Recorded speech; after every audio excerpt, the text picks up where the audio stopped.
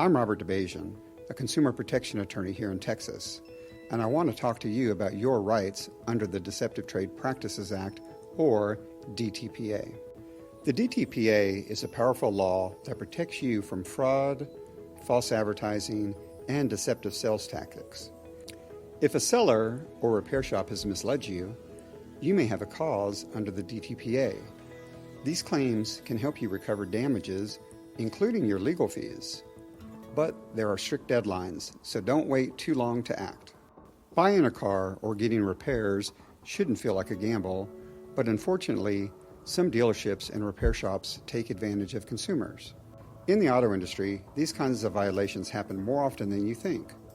A seller might hide flood or accident damage from a buyer, or roll back the odometer to make a car seem like it has fewer miles. Some shops charge for repairs that weren't actually done, or pressure you into services you don't need. And in some cases, dealerships advertise one price only to switch it out for something higher once you're ready to sign. Not sure where to start? salawhelp.org can connect you with a trusted consumer attorney in San Antonio. Visit salawhelp.org today to find legal help.